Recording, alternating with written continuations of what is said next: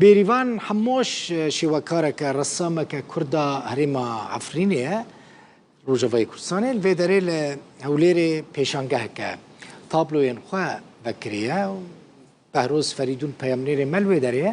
Ez ê biçim cem Behrûz ji bo ku zaniyarî û agahiyên zêdetir di derbarê wê pêşangehê de de min Behrûz gel min he. Behrûz dem baş dengî muzîkeke xweş tê tabloyeke ciwan li pişt te ye ka hinekî behsa pêşangehê bikî Behrûz. دڵ بەخێن سلااو لێبێت دیارە ئەو پێشانگایی بێریڤان هەمووش لەژێر ناوی بوخچەی بیرەوەریە ئەلبەت بوخچە لای ئێمە بەوە دەوترێت کە پارچەیە پەڕۆی گەورە یان قماشێکی گەورە هەندێک کەلوپەلی تێدەکەیتووە بوخچەکە یان پارچە پەڕۆ گەورەکە گرێ دەدەیت لای ئێمە وای پێ دەڵێن جەمەژی Behrûz الجماجي بوخچه همان معناه همان وطنه الجماجي بوخچه همان بوخچه يعني بوخچه سوراني و كرمانجي عيني بێریڤان ناوی پێم خۆشە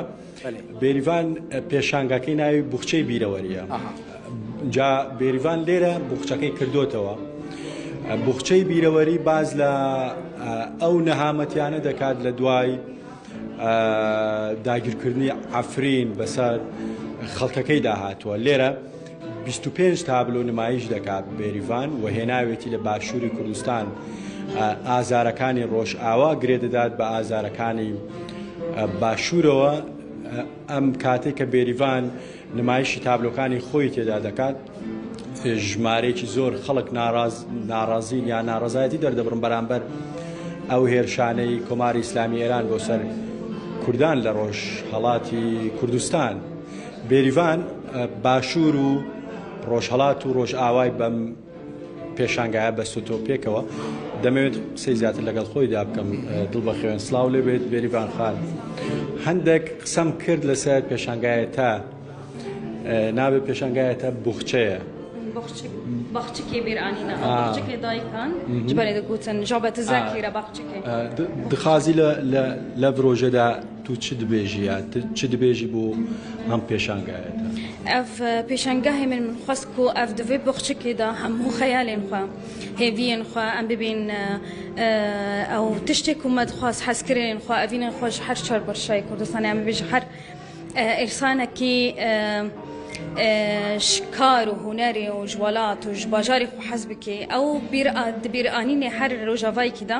ئەو بیرئانین خواست ئەز ئیر و بخۆرە راکەم و لە هەولێرێ و باژارێک وەک هەولێرێ بەئەفرینم ji ber hez kir ku ew hêviyê min bû jî destpêkê da ew destpêkê da ye yani destpêkê de ku min karî hunerî destpêkirî berê 10 salan ew yani em bêjin wek di planê da bû ku ez li erê li Efrînê li Rojavayê li her devarê lê Hewlêr ew bûm yani xeyalek bû îro jî ew xeyal هاتجي من بركي في خشبهم يدنجي من حسكر كو أو قص وك إنسان يعني هيفين ما يكن إيشين ما يكن حسكرني ما يكا ببين جياني ما يكا بيشاروجي ما يكا لما مخص هناك يعني أف يك حال جيش الفدري حميز بكن يعني بهفرة يعني يك حال جيان بكن جبرك هوليجي إيدنجي آليكي جا أما بني وك روج أفاي خلكي ما روج أفاي خلكي ما يعرفيني بركس آتن بدري بركس هيك وحميس كرن أفبو وك أم ببين سباسك يعني سباس نمايكي برنجان يعني برنجيز هناك سباس نما يعني أف ملات أف كسين كله هوليري أو قاس أم كرد هبدو حميس بكن يعني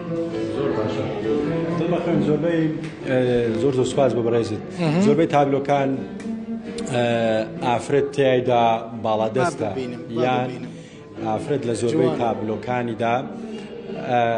لە زۆربەی تابلۆکانە ئافرەت دەردێڵێ زۆربەی تابلۆکە یا زۆربەی خەیاڵەکەی داگیر کردووە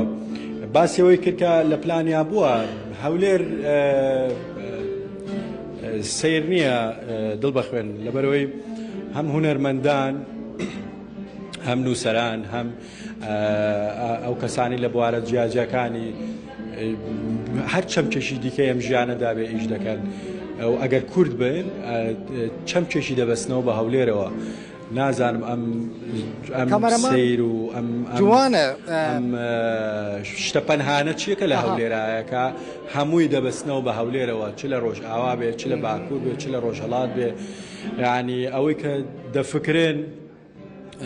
ڕاستەوخۆ بیر لە هەولێر دەکەنەوە لە ئافرینەوە بیری لەوە کردۆ دەبێت پێشانگاکەی لە هەولێر بێ ئازارێک لە ڕۆژئاوایە نمایشی ئازارەکە لە باشوور و لە هەولێرە بەڕۆزە کامەرەمانی تدکارێ نەکی کامێرا خۆ بگەڕینێت ناوە پێشانگایدا ئەمەنەک تابلۆین بۆنا هێور بەکرد ئەگەر هاوکار بێت هەندێک جوانە ئاوازێکی زۆر خۆشیش دەژەنرێت عود و گیتار لێرە دوو گەنج هەن ئێوەش با هەر هەواڵ نەبێت دڵ بەخوێن کەمێکی گوێ لە میوزیک بگرین زۆر جوانە.